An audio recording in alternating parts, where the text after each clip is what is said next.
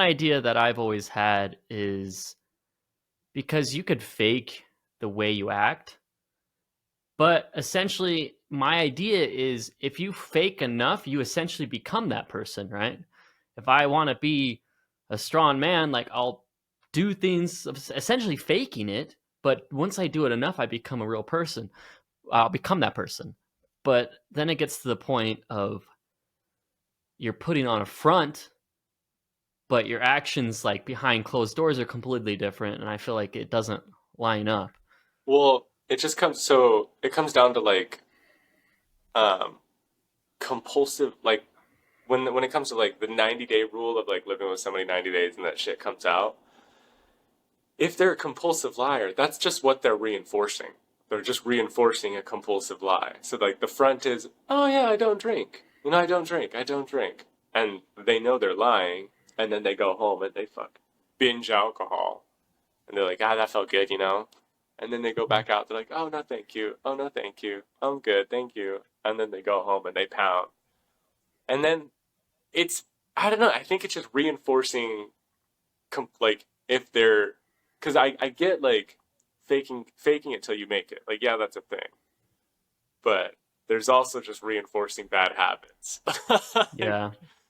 I guess if you're the idea is if you got to consistently perform the habits of the person you want to become, Yeah, but if you're like faking it on the outs, but then behind closed doors you're completely different, obviously I think you won't become that person. yeah. And I think there's a lot of people who put on a fake face and then, I like to think of the quote as, your true character is what you do when no one is looking. Hmm. I think your most valued successes are the ones that no one knows about. Hmm. So those are two things I truly believe, but I like that a there's a lot lot. of people that two face out there. But this brings up an idea. I'm sorry, I just finished reading the book for the second time. It's The Mastery of Love by Oh, Don Miguel Ruiz. Have you read that one? yes. So So good. there's an idea in it that I really like and I agree with. It's the idea that true love is acceptance. And so when you truly love someone, you don't want to change them, right? You accept them. But this has been kind of conflicting just today when I finished that book in my head is so you love someone, you accept them, but you want them to be better. Hmm. It's like in my head, think of a friend maybe who's struggling with an addiction or something. You have a friend who's an alcoholic, so to say. You know, you love them, so you accept them, but you don't accept their actions. So you want them to be better. So are you really accepting them? Are you really loving them? So this is the conflicting idea in my head. I wanted to see what do you think on that? So, um, I do agree that it is acceptance. So this is the thing, is like forwardly speaking, like outwardly speaking, I present this understanding that humans are conditional lovers. Okay. And I have an innate belief that God is an unconditional lover.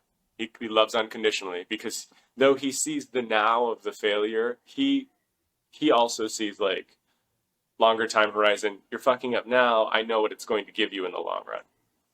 So like I think of like the time I went to jail, or whatever, and like at the time people were like, "Oh, such a big fuck up," but it gave me so much more than I could possibly imagine. Like I got so much out of that that I could have never got anywhere else. And like I needed that. I needed that more than anything. Like if I didn't get checked like that, bro, I have no clue where I'd probably be dead right now, honestly.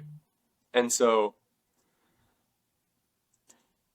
I think especially with the Mastery of Love by Don Miguel Ruiz, it teaches this understanding of unconditional love. This idea that this basically this understanding of godly love that it doesn't matter. Like in the grand scheme of things, if you look at it, say like I was thinking about this yesterday because I have um, I have friends and family who have a personal lifestyle that is different than say my parents agree with. And in my head, I can understand why my parents wouldn't agree with this personal lifestyle. They're like, no, I don't accept it. That's wrong, whatever, based on their like religious or spiritual beliefs. And the way I see it is if this person has this lifestyle, let's switch the roles and say they were special needs and they said, and they only had a year to live, just 1 year. And every time you showed up to their house, they said, don't talk to me unless you're wearing the talking hat. And it's this crazy, funky hat with all these dumb feathers and all of these like strings or whatever. And you had to put on this hat just so you could speak to them. But say they were just special needs and this is just how they wanted you to talk to them. If they had only a year to live, you wouldn't give a shit about wearing the hat. You'd be like, give me that hat. I'm going to put that on. Like, I don't care. I just want to hang out with you. And then when they're gone, you're going to be like wishing you could just put that hat on just so you could hang out with them. And you would find yourself putting that hat on, just wishing you could speak to them. And so we have all of these stipulations of like, oh, I don't agree with this, I don't agree with this. And then the person's gone. And then you're like, honestly, that thing didn't even fucking matter. Why did I care? Like, why did I give a shit about that? Like, I would do anything. I would do absolutely anything for that person to ask me to wear that hat again. Like, even though it was the dumbest, like, featheriest, whatever hat, I don't care. Like, I would rather wear the damn hat and talk to them. And so we don't see that long time horizon, though, in the moment. And so we're like, oh, we're very conditional with loving. We're very like, you've got to be this way for me to, like, accept and love you. Whereas, like, real love is unconditional. Like, when I fucked up and went to jail, like, my dad was like, oh, you idiot. Like, how dare you? Like, why'd you do this? Oh, my gosh. You know, he's very angry. Whereas, like, Richard and Allison, and I didn't tell my father until, like, 6 months after, until I was about to get, like, charged. But when I got out and I came home, Richard and Allison sat me down. And they were like, how do we want to get through this? And Richard looked me in the eyes and he was like, I believe in you, Tanner. What do you want to do? And to me, that was unconditional. That was everything I needed to get through it. That was everything I needed to hear to get through it. And whereas my father was very conditional. It was like, you idiot, like, and it's just how he was raised, though. It was very like, you need to deserve my love. You need to deserve it. Whereas like Richard and Allison taught me that, like, unconditional, like, it doesn't matter, I believe in you. And that I believe in you is what got me through it. And so, and if you look at them, they're surrounded in love. Like, those two people are surrounded in a web and a community that loves and adores them and would do absolutely anything for them. And it's because they unconditionally love and exude that unconditional love constantly. That's real love. That's real love. Conditional love. So that idea of accepting everything in the book, The Mastery of Love, that's the way I see it, is that, like, I don't care about the dumb hat. I don't care about whatever, because on the long time horizon, you're going to be gone one day, and I'm not going to give a shit about the hat. I'm going to just wish I could have worn the hat every single day to talk to you. It's just, it makes sense. But I'm trying to open it, and it makes more sense absolutely to those people who you surround yourself with and choose to be in your life. Mm-hmm. But obviously me trying to better myself, and I want to ideally love everyone. So I really want to apply the idea to everyone. And then when it gets hard, Mm-hmm. because Yeah. I mean, even like I would say you make a huge mistake, you murder someone, and I feel like because I know you, because what we've been through and stuff, I would still be able to have that love and acceptance of you, and although your mistake, but I'm thinking of those people maybe we know less. Like say the person has no qualities you like, zero qualities you like. They're an absolute, let's say they're an evil person. Mm-hmm. How do you love that person? How do you accept that person? And I think that's what I'm trying to wrap my mind around, because love is acceptance in this book. How do you accept that person? I mean, I guess on the other hand, I think everyone has good qualities and you have to just find them. Mm-hmm. So I'm just thinking aloud here of making sense of it, because it is a really cool idea that love is acceptance. And that's one thing I've really liked, especially looking at past relationships, is If you want to change the person, if you don't like something about the person, then it's not love. You have to be able to accept them Hmm. for who they truly are, yeah, despite their flaws. So And a lot of times you'll find that the qualities that you don't like about person as a person is also the qualities they don't like about themselves and they would like to change, but outwardly and socially they don't express that. And they'll protect these qualities because an attack on these qualities is an attack on the ego. And that's like virtually death. That's like, oh my God, that's dying. And so typically what you'll find is like if there's a quality that you know is negative, and you actually get into like say a relationship with somebody and you kind of lightly talk about this quality because understand they're almost like wounds. They're like active wounds and they'll protect them. They'll be like, no, this is me, this is me. But then if you can like take the guard down and be like do you like this quality, or like what do you think about this quality, they'll be like, honestly, I wish I didn't fucking have this quality. Like I wish that like I could improve on this. You find that they a lot of times they want to improve on it.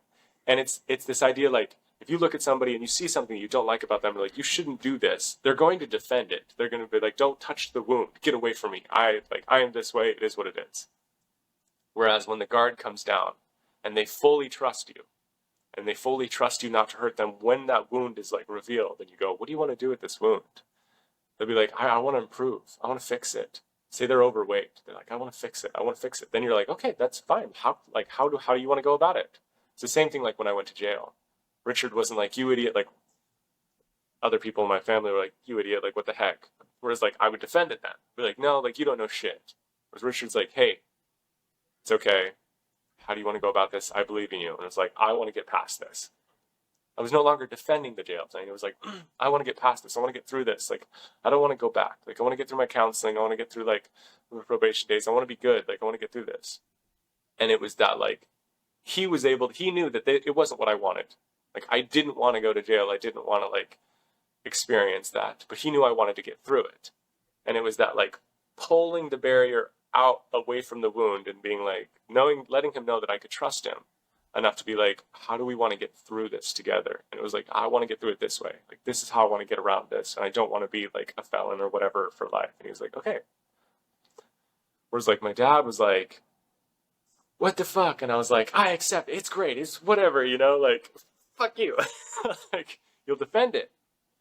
yeah, And so I think it's just these qualities, a lot of times, it's just people do want to change them. They just don't want to change them socially because they are wounds. They're like weaknesses. It's like being overweight. Nobody likes being overweight. And they'll defend it publicly. They will. But secretly, they're like, fuck, I wish I could change this, and I wish somebody believed in me. I wish somebody could help me. But when people are like, you need to lose weight, they're like, no, I am beautiful just the way I am.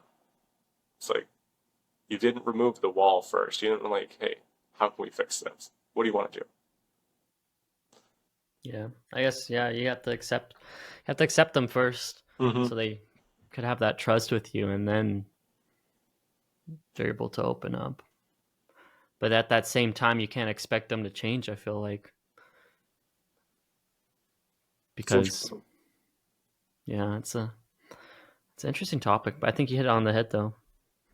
Do you like the book though in general, the entirety of it? It's good. I don't like it. I mean, I like the Four Agreements more. It's just Four Agreements is a really, really good one. Yeah. But it definitely is, and that's one of the main reasons I like it. Is just that idea. I really like that idea. It's just love is acceptance, Mm-hmm. and so I've been thinking about it.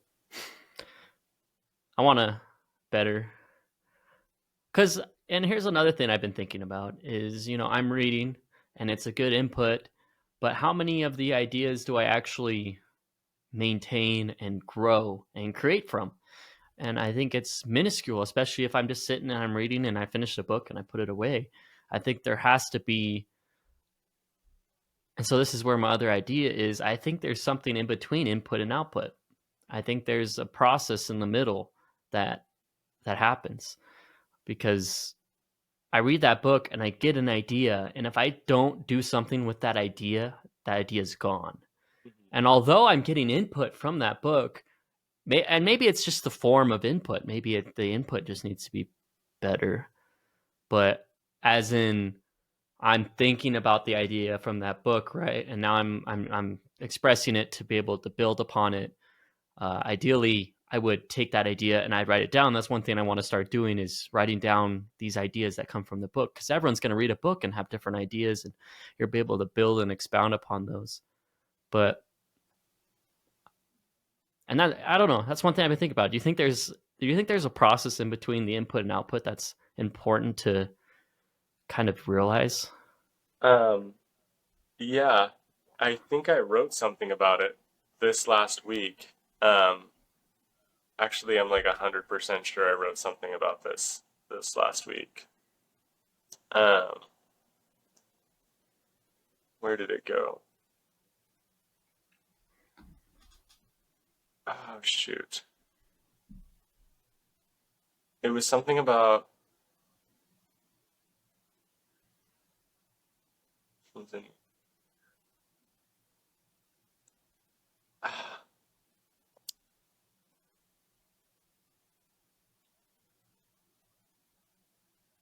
Action is the alchemy between motivation and momentum. So any thought or idea is some sort of motivation. And action is the alchemy that turns it into momentum forward. So when you read these books, you have this motivational idea, this idea like, oh, I could do this, or I could try it this way. And that's a motivation. That's a motivation to do something. And you have to alchemically like move that into momentum forward to make it happen. Because if it sits, it dies. Whatever you don't use, you lose, right? This is just a law of life. If you don't use it, you lose it. And so when you have these thoughts, when you take action on them, like, oh, okay, I have this idea of like acceptance or whatever. It's like, okay, who could I go and try and accept that I don't like typically accept? Or so you have some sort of idea, or say like that book, Meditations that I was reading, Marcus Aurelius. That there's a lot of ideas in there. There's a lot of motivations in there, and if we don't act on that motivation, if we don't find out where we can input that into life and actually push it forward, it's not going to go anywhere. It's not going to snowball into something bigger, into like an actual personality trait, right? Because that's the thing is we read these books and we see all these great qualities and we want to make them personality traits. We're like, I want to be that person that he's talking about, the way that that person acts. And so you have to the action. I don't know. That was just the thought that I had this last week. Is action is the alchemy and the transmutation of motivation into momentum. So I think action is the catalyst. It's just taking action, even if it's like a shitty small action and it's not really like planned out. It's just like some sort of action, just the getting up. Because what is the rule? It's like if you have motivation and you don't act on it within 5 seconds, it's gone.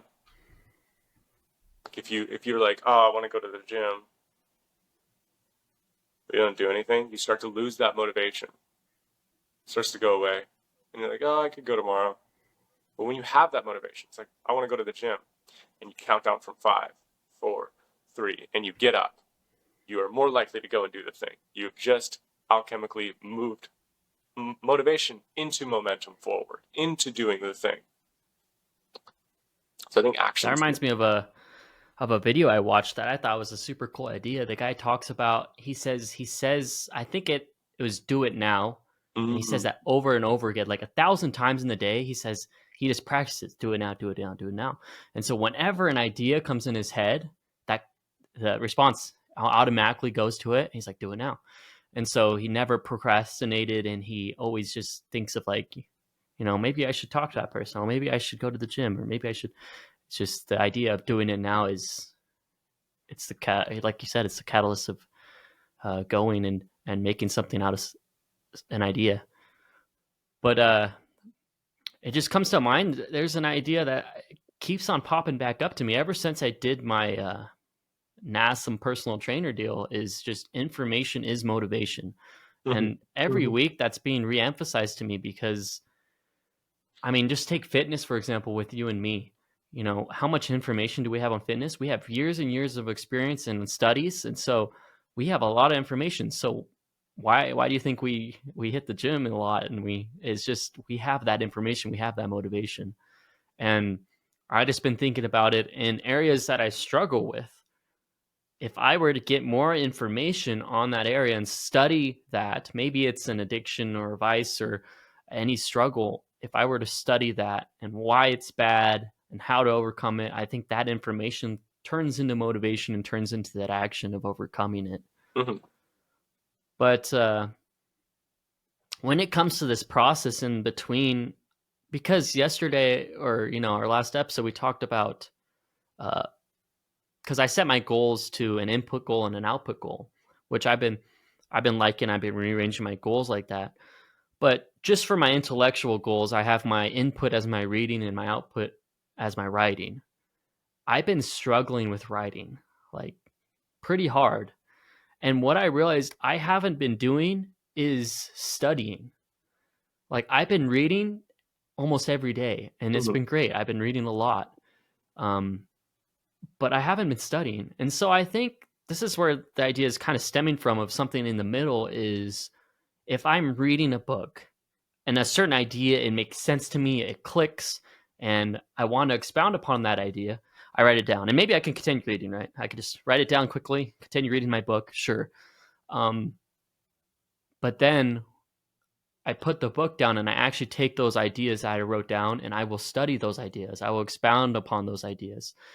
And it doesn't necessarily even have to be from a book. Like, for example, I have a lot of questions about a lot of things, and if I were to go and just write them down and actually study those ideas, I think it's a catalyst for being my writing. And so this is where kind of my idea is input. My input is reading, and then there's a process in the middle, studying, and then the output is writing. Hmm.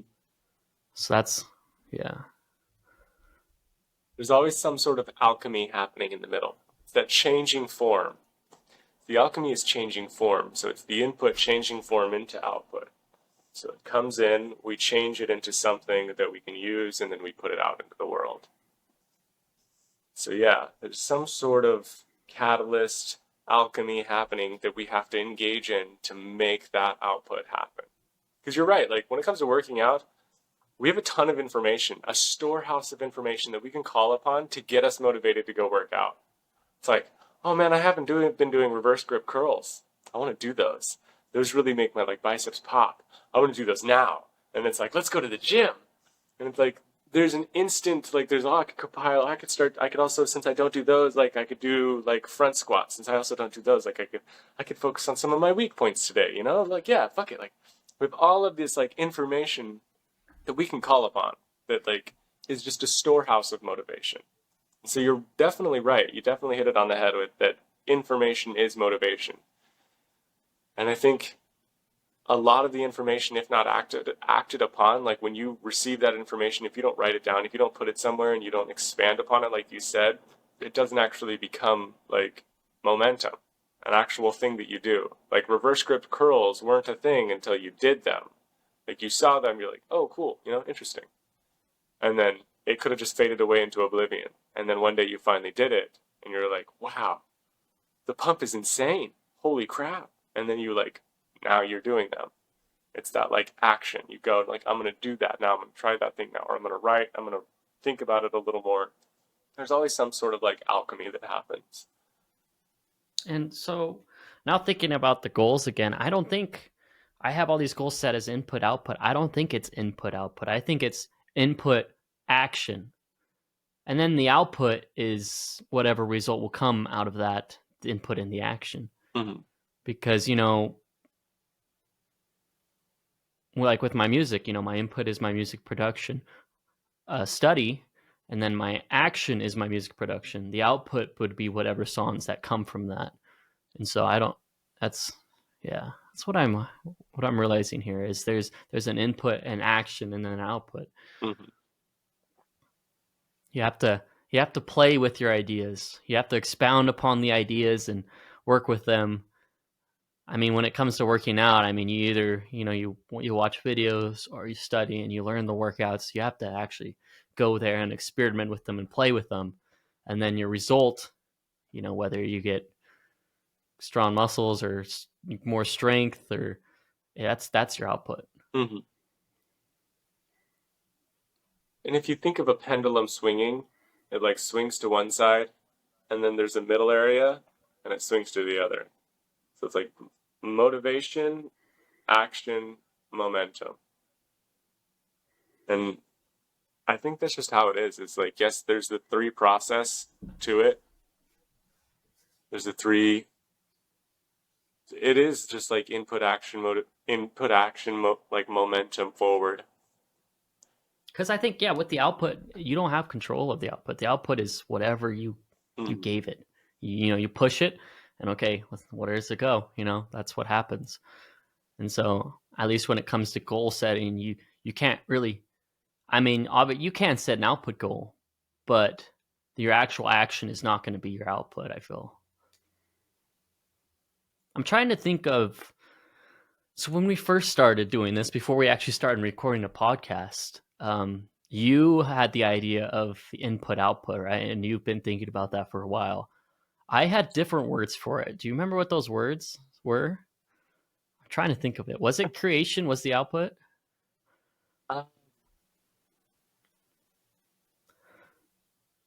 Because I've lost that and I've completely transferred it into input output now, and that's all I speak. But I had different, because when the first time I expressed it, you're like, yeah, it's input output, but I had different words for it. I had a different word for input, different word for output, but I can't remember what it was. I don't know. I've been trying to think of it, or because the way it goes in my head is when I'm coding, you have a coding screen and you put the input in, and then you preview and you have the output, and that's what life is. Like, you put a seed in the ground and you water it, and the output is a plant growing.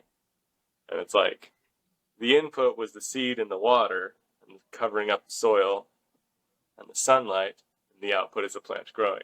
So that's just the way I see it. That's the way, like, the matrix in my head works, is you put the code in, preview screen.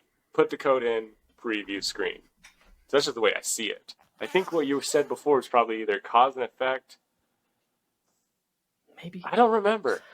I don't know. I want to say it was something with creation, but I could be completely wrong. I don't know. That's why it's going to be good, because down the road, like when I have a question like this, I could just go back and listen to a previous episode, and find it. But unfortunately, that was before it all. But it's cool to think, and I've been thinking about it lately, because I was like, I wonder what my thought process was then, like what my idea kind of concept around it was back then, because maybe I could apply that now.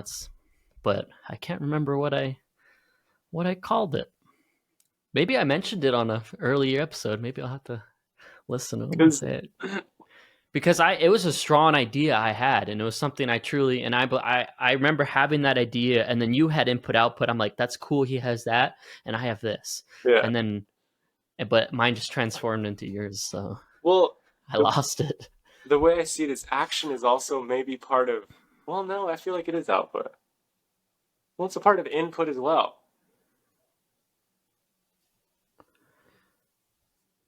I don't know. All my thoughts all have evolved, and so it's all gone now. It's fine. It's crazy to see how thoughts and ideologies like form and grow within just like a couple of weeks, and even change. Mm-hmm. Like, if you actually give an idea time to and open it up to controversial ideas and opinions. I mean, you and me disagree a lot, and I mean, in every episode I feel like I change an idea based on either you saying it one way or me self-realizing that it's actually not that way. And so you can't stick with one idea for too long. You gotta open it up. I have let your thoughts evolve. Yeah, I have this innate belief, it's a sworn in belief, that if you don't change, you die. If you refuse to change, nature will consume you. Like, you don't adapt, nature will eat you alive. Like, if you're dropped off in the ocean and you're like, no, I walk on land, you're gonna die. You're like, I'm not gonna swim, I walk. You're like, you gotta adapt, motherfucker. You gotta learn how to swim real quick. That's one thing that Don Ruiz Miguel in his books. He really pushes it, which is this time around. I've reread Four Agreements and the Mastery of Love. That's what Hmm. it's called, right? Yeah. And this time around, it bugged me Okay. because he pushes the idea of I can't remember how exactly he words it, but basically breaking away from what you were taught throughout your life. Hmm. And I agree with that to a certain extent because, wherever you're born, your family's beliefs and the society you're around, its beliefs are going to affect you in a great way. And you're Hmm. likely going to share them, at least as a child. And so it's really important to be able to break away and realize and learn things on your own. But at the same time, I always fear uh, bias and uh, despite. Um, because a lot of people they'll just hate their parents and hate their society and think they were hypnotized all growing up, and I think that is a wrong way to look at it. And I fear, and reading a lot of books, it scares me, not for personally but for other people that read the books, because I'm like, oh, like I'm fearful that they may take that the wrong way and turn that into like despite and hate and like, wow, like I was hypnotized my whole life, because you see it every day. You see Hmm. people that are like, wow, and they're like, I don't even talk to my family because they raised me a certain way. I'm like, what the? See, No, and you gotta take from them like what you agree with, because there is truth in all things, I mhm. believe, and also learn on your own ways. Well, we also have to understand that everybody's just a kid, and at some point in time, there was a point in time when the father said, "We don't leave the cave because if we do, we'll die." Because at one point in time, he saw his father leave the cave and he'd get eaten by a saber-toothed tiger and was like, "We don't leave the cave." And the kid goes out and there's like, "There's no saber-toothed tigers. Why don't we build up in the trees?" And he goes, "No, we live in the cave." And it's like, well, if we're in the trees, like, we could see all of our prey and we don't have to come out sparingly. And like, there's just beliefs that you do just have to break apart from just because at one point in time they kept them safe. And that's okay. It's not to say that they were wrong because they weren't. At the time, it was like, yeah, we don't leave the cave because, like, dad died when he left the cave. And that was scary. And now you're like, no, dad, like, we could live in the trees now. And, like, there's always some sort of change that needs to happen. And you don't have to hate your parents or hate your community. I get what you're saying, and you definitely hit it on the head. They just knew what they knew, and that's all they knew. And you can't hate them for that. That's like hating a toddler for not knowing how to make a sandwich. Like, you idiot. You know how to make a damn sandwich. Like, that's ridiculous, dude. They just knew what they knew. And especially with adults. Say it's somebody who's over 30 years old, 40 years old, 50 years old. That belief has been reinforced for 50 years.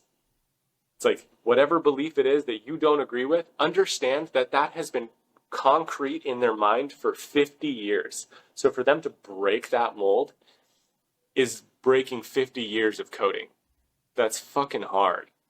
That's not easy. Like, try breaking 10 years of coding. Like, social coding, like, even breaking your own, like, childhood beliefs. Going out into the world, Yeah. you're like, you're wrong, you're wrong, you're wrong, you're wrong. And then you're like, wait, they might have a point. No, you're wrong, you're wrong, you're wrong for years. And then you're like, wait, they might actually have a point. And then years later, you're like, they did have a point. I think it does work this way. Shit. And you have to break that 10 years of coding that you had. And with parents, it's like 50 plus years, 20 plus, 30 plus years of coding. And it's not going to be easy. So you can't get mad at them. That's just what they know. It's just the cave is safe, or whatever it is safe. And they know it either from personal experience of something happening or whatever it may be. You can't hate them for that. That's just their safety. That's their like understanding of what they knew was right and what they reinforced as code for exponential amount of time. But I truly believe that if we don't grow, we die. So that's why I also have a belief that you can live forever if you accept change, if you accept evolution constantly. Like, I have to continually evolve, I have to continually grow, and I can live forever. Whereas, like, if I refuse to grow, nature will take me. If I refuse to adapt, nature's going to take me. It's going to kill me. Because if you stay in the cave forever, You don't get to eat the delicious fruit. You don't get to eat the other animals. You don't get to live very long. And you're living in a musty, humid cave with a bunch of funguses. You got to get out in the clean air, bro. No, I think you're right. And going back to like what you were saying at the beginning is just that people have these walls and they're hard concrete walls. And what I'm saying is, when you read a book, I think books are easy to slide under that wall and get in there. And so now they have this idea and it could be misinterpreted and wrong. And now people on the other side of the wall are like seen as, not as hypnotized and wrong. And so it's a difficult thing. I think one thing that's coming to mind is just religious beliefs, because you got an atheist and let's just say Christian. What do you have in the middle? You have agnostic. And I think an agnostic person is a lot better than, I'm not going to say a Christian or an atheist, but if you're so sure on one side, it's just, how can you be so sure? You have to be open, I feel like, all the time. And Yes. so for a person to say there might be a God, I think that takes a lot of strength and a lot of good things, that they can be able to accept that they could be wrong. I mean, there could be. To be able to bring down that wall that you have and be open to new ideas and not be offended, I think it's an incredible skill to have to grow. Yeah. I mean, if you have that wall, you're just gonna try to reflect everything that comes your way. It's really interesting. And I did have a really strong anger towards religion after I had left the church. Um, because like I looked back and I saw all of this like hard like lines of like this is true and anything beyond this is bullshit. And I was like, you know the fuck you're talking about. And so I was very like angry, and so like I built this wall now. And I was like, you're wrong because of these reasons. And they're like, no, you're wrong because of those reasons. And then I took the step further into agnostic, into like, I'm just going to always be looking.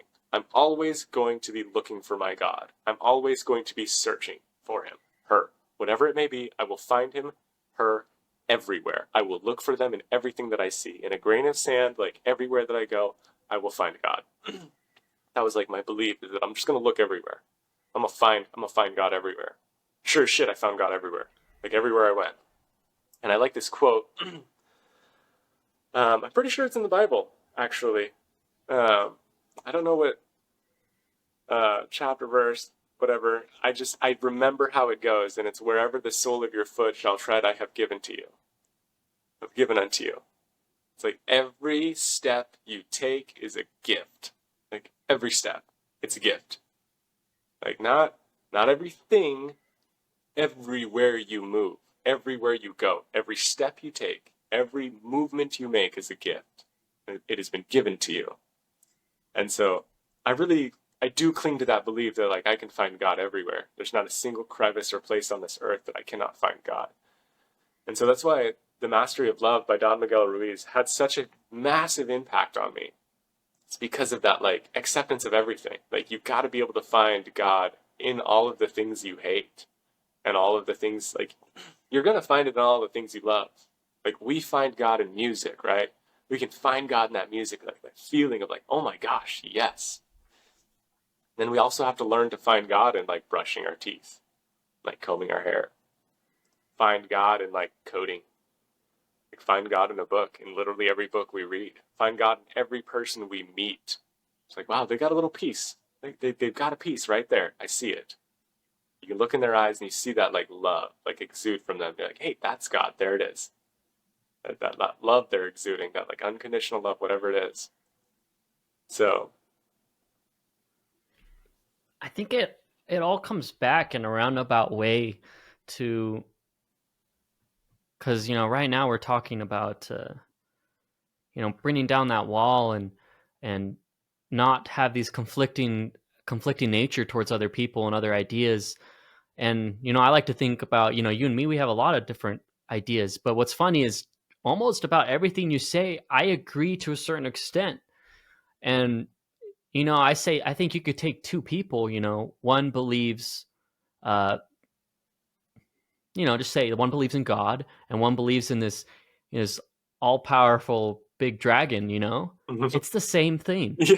And so when it comes to love, I'm kind of making a roundabout to the beginning here. I think it's that understanding that it's the same. Your ideas, they are fundamentally the same, Mhm. and finding those ideas. And although you may interpret them a little differently, essentially we're all the same, and we all believe uh, down in the roots the same things. Yeah, So I believe 100%. that's what truly love is. Yeah, I have this quote that I came up with when I was like 19 years old. And it's that no person, not a single person in the world meets God the same as another person. But they all meet God. And it's like you can't take a blind man, a colorblind man, and a man that can perfectly see, tell them to paint a picture of love, and they're going to paint the same thing. It's not going to happen. They're all going to paint different things, but they all feel it. They all feel it. They just see it from different angles. And so, and you know they see it. You know they feel it. You know that they know what it is. And so you can't tell them that that picture is wrong. Like you can't tell them like, oh no, well that guy can see perfectly. You both are wrong. It's like, no, motherfucker. Like they both feel it. They both see it, and they're painting exactly what they see. And it's like that's why we have differences, different music styles. We have all these different people expressing these feelings of like love and what they experience as like God. And you're right. Like it's that acceptance that they're all feeling and seeing that love, that same thing, that same God. And though like we have our variant of like depictions of how we see it or how we met that God or how we met that loving, creative like energy, it's all the same. It's literally all the same. That's why it's crazy to hate somebody that's like Muslim, or it's crazy to hate somebody that's like Catholic. It's like they're just meeting God in their way. Like though it seems a little crazy to you, you're like, oh God, that's rough. Like that belief's a little rough, man. Like that's a little rough around the edges, but I love you. Like some of So them. when it comes to learning to love, I think what was that analogy you said it a few episodes back of, you got two guys looking at the same thing from different angles, Mhm. but they're seeing different things. So what I just thought of is the idea of learning to love someone is learning to understand that they're viewing that from that angle. And yeah, so I think to understand you're looking at the same thing is one thing, but to actually say, wow, actually I see now that he's seeing it from that side, so I'm seeing it from this side, we're seeing the same thing. So I think that is the process of learning to love someone, is learning to see what side of the picture they're looking at. And then once you see that, I think it's just downhill from there. I think you could love them. Mhm. I think relationally, we should liken it into unto celestial bodies in the sky. So, say if you are Mercury and somebody is Pluto, and you're all looking at the sun, you're like, wow, this is great. And they're looking at it from way over here, and they're like, wow, that's great. Like, that's amazing. But you're completely different angles, completely different distances. Like the way you revolve around it and the way they revolve around it, it's completely different distances, angles that they're seeing. And you're like, no, you're wrong. I know you're wrong. You try to say that you know that they're wrong, even though you're both looking at the same damn thing. They're just seeing a completely different angle from a completely different like directional point. And you're like, no, And I think the God's only actually. the only disagreement is not understanding that they're over there and you're over here. Mhm. So That's and it's literally just like you're not like, no, God is actually like this many meters across because this is your vision. Like this is how I see it. And they're like, no, God's only actually like this big. I'm seeing it. I'm seeing it perfectly. Like I see God right there. So that's how big across that celestial body is. But you're both looking at the same thing, right? You're both looking at the exact same thing. It's just different angles. Like, now God's got a left ear, motherfucker. You're wrong. It's like, no, dude, he's got a right ear. You're just standing on either side.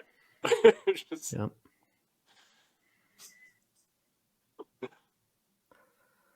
no, it makes perfect sense. I'm I'm glad we can have these talks. Don Miguel Ruiz is an amazing author. Truly, truly tapped into like that source It's great. energy. He knows what he's No, there's talking about. really great ideas.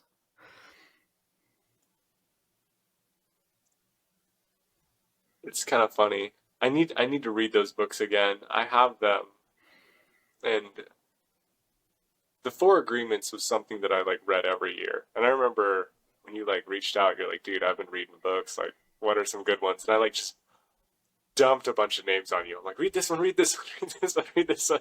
Just like dumped a shit ton of books on you. And because it really does open you up to realize like and this is just something that we all learn like once we start reading is like God's everywhere and everybody and everything. And like once you can see all the different angles that they see it, you're like, damn, I can really love those people now. Because I remember when I was a kid and like I looked at like Muslims or Islamic people or whatever they may have been, and I was like, whatever they believe in is crazy. I didn't read their book. I didn't read. I didn't read their beliefs. I was just like, they're crazy. What they do is crazy. My mom said they were crazy, so they're crazy. I'm like, I know that we don't wear this clothing. Like that's weird. Or like, and I grew up and I was like, bro, you an idiot. Like I was just dumb. Like I was uninformed. And Yeah. so the book I've been reading lately is the Quran. So just because I'm like, I really need to understand it. I'm like, damn, this is the exact same thing as the Bible. It's literally the same book. It's the exact same book. Talks about Moses, talks about all these people. It's like the same freaking book. I'm like, oh, I'm just rereading the Bible. And it's I funny. think it's interesting because I think the things we've been talking about are like today all come together because when I'm talking about picking up a book, processing it, and then I'll be able to have a good output from it, like writing. It's the same thing as in with people, right? You got to get information from them. What do they believe? Process it to understand how does it relate to what I believe, and then you can love that person. It's the same. It's the same kind of process of that input output. So I think it's cool. It's pretty funny though, because like when you earlier when you were talking about people hating on their or frustrated at their parents, at the community, at how they were raised, and saying that I was hypnotized, I was brainwashed, and in a way, it's more or less just your parents trying to protect you from whatever they were afraid of. It's like it's not. I mean, yes, there's always going to be social programming, like hypnotism, brainwashing, whatever you want to call it. There's always going to be that like input, whether it's your parents, your friends, the rest of the world, whatever it is, like there's always going to be input. And as a child, the only input you really have is your parents and the community that they place you in, the community they choose to put you in. So yes, in a way, it is hypnotism. It is technically social brainwashing. But so is social media. So is everything else. Like so are the books you read. Like so are the games you play. Everything is, and it's funny because they're like, oh, I'm hypnotized or whatever, and then they'll flip, right? They'll flip sides. And so now they're in the complete opposite as if they were hypnotized by the other people. And Yeah. so there is no middle. It's like they're disassociating from everything that they knew as a kid. And like it was all wrong when it wasn't. There's a happy middle everywhere, and you have to be able to pick and choose like, oh, I believe this and this and this and this. Like there is no middle ground. So it's kind of funny how they talk about hypnotism and stuff when really they jump sides as if they were hypnotized by the other people that grew up on the other side. So Mm-hmm. That's why this whole like right left movement right now that's so really like prominent and being pushed pretty hard. This whole like, oh, the far left, oh, the far right. Um, they truly, at their like, not at their core, but like at their like social platform, they truly believe that the other side is evil. They truly believe the other side is evil.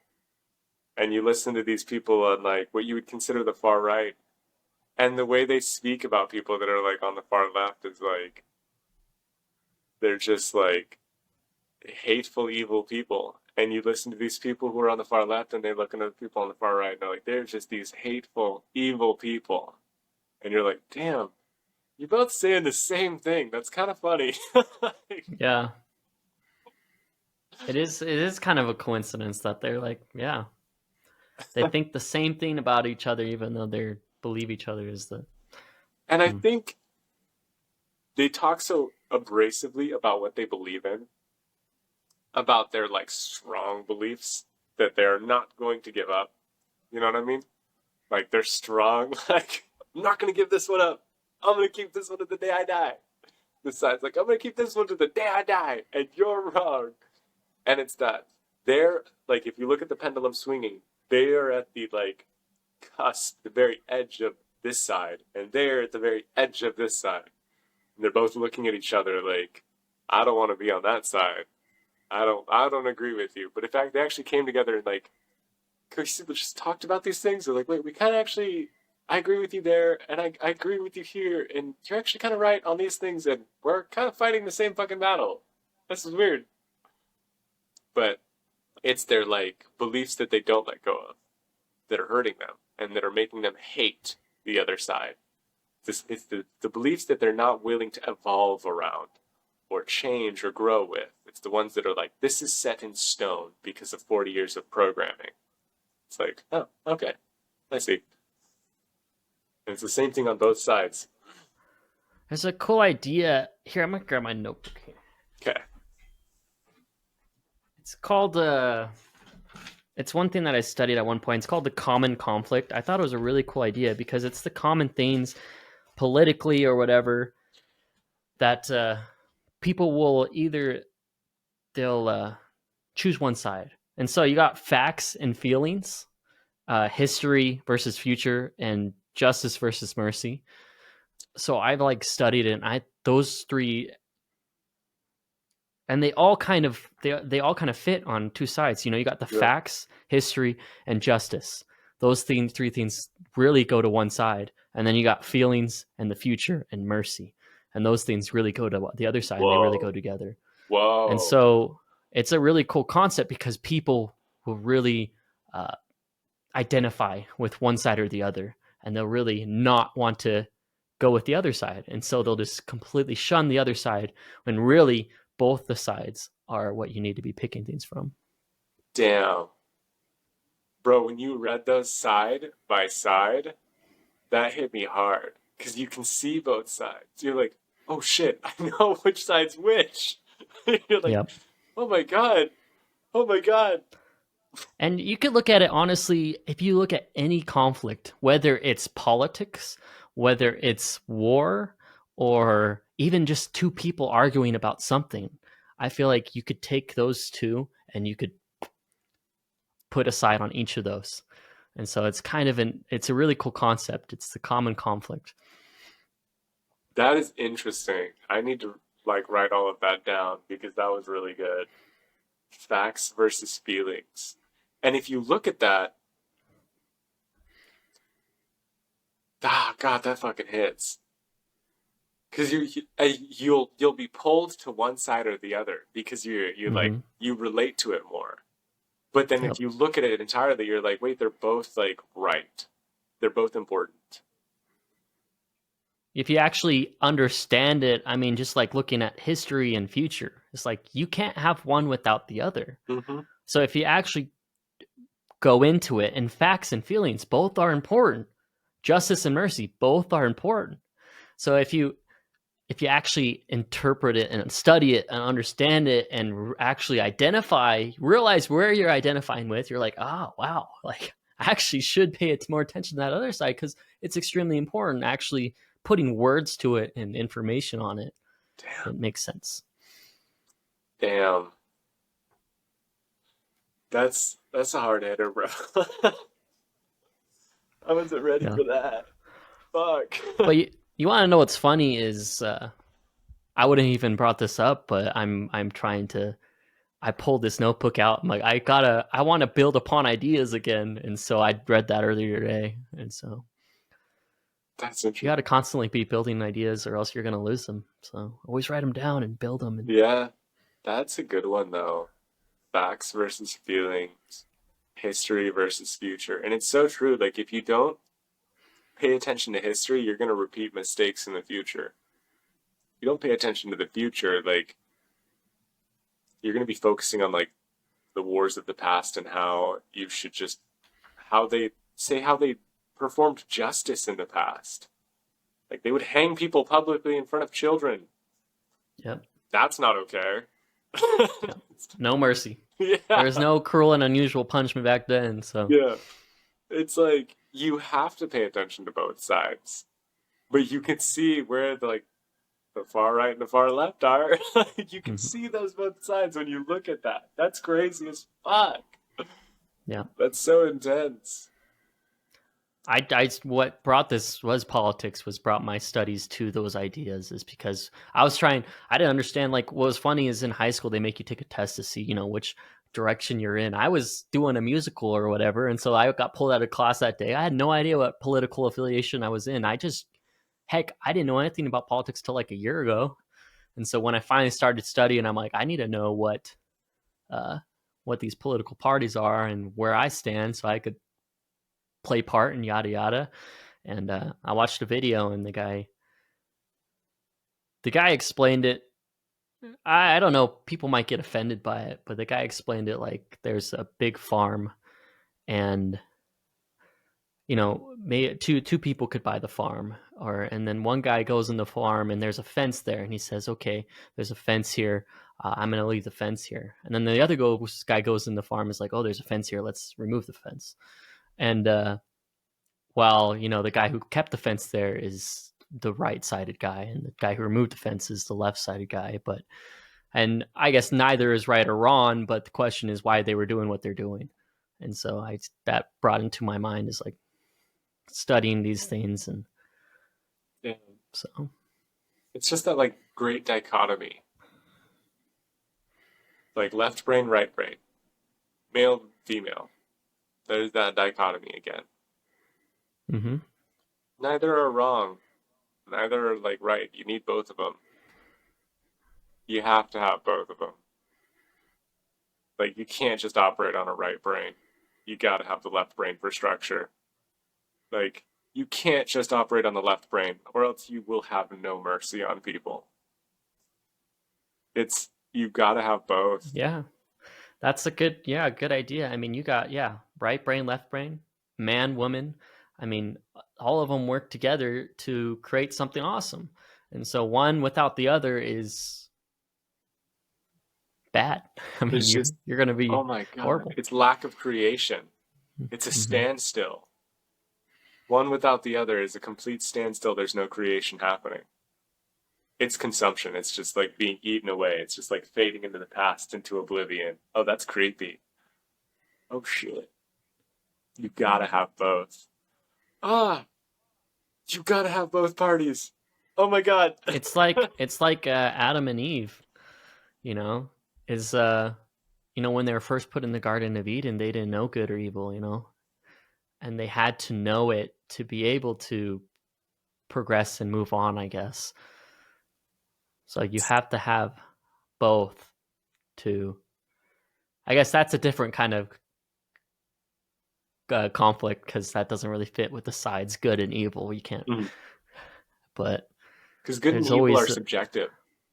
yeah. Good and evil are completely subjective to the viewer's standpoint.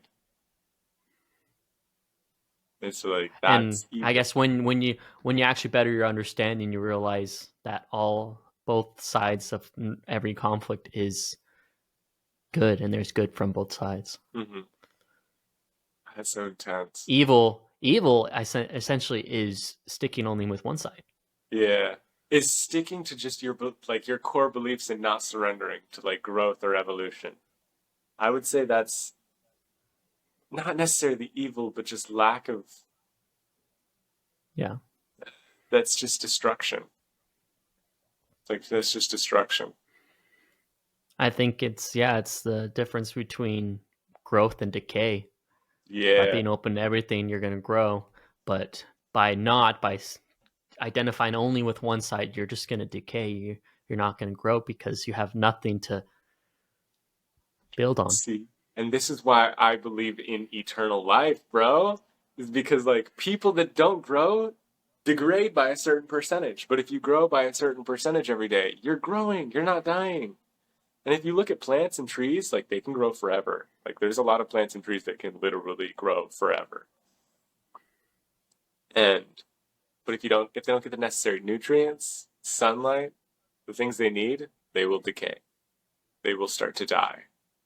I feel like it's the same thing with people. They're so hardened on whatever they believe and they're not like evolving and growing. They start to just decay. They start to just move back and die.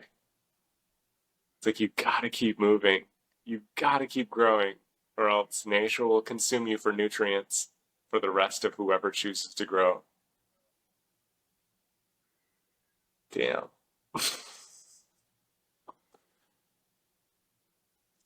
That's so intense. No, it's definitely cool ideas. Cool ideas to build upon and write down. Don't forget about them. I know. Guilty.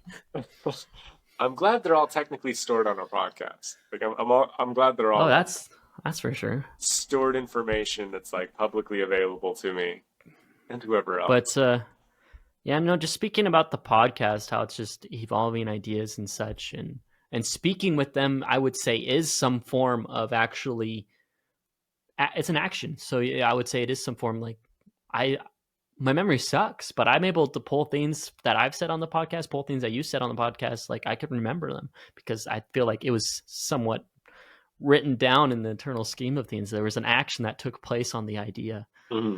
So, but that's one thing I'm definitely gonna go forward from here is physically when it comes to reading and stuff is writing down my ideas. And I love the idea of, because like just today going through my notes of all my ideas I've had so far and like, oh, like I got how that idea was, but then I write it down like in a new way, evolved way, and I take that piece of paper and I throw it away. And so these ideas are constantly evolving. You need to take an action to make sure they grow.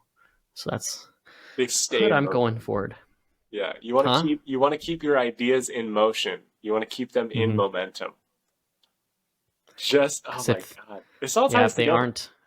If they aren't progressing, they're decaying. Yeah. Oh my god, this literally all ties together. Oh my god, this is beautiful. I wasn't ready for this one. All right, should we go over goals or should we do that next week? Yeah, we took this podcast our last podcast a little late, so I don't really see a need to go over goals other than I feel like there's a lot of things that we can apply to our goals and talk about next time though. So well, let's just talk about today. Books. Like, what are you reading now? Like, what's your... So yeah, I just finished The Mastery of Love. I'm gonna start Outwitting the Devil. Bro, you're gonna love this book. I'm still reading it, but yeah, holy shit. So I'm gonna start that one next year. Talk about next week. And I'll probably have some ideas that I wrote down, so it should be good. That book is gonna hit hard. So we've come around to this like loving circle of understanding things. This book is gonna like kind of open up to a darker side of like, oh shit. It's like there is something that's like I gotta pay attention and avoid. But it's a really good book. It's so good. I'm excited.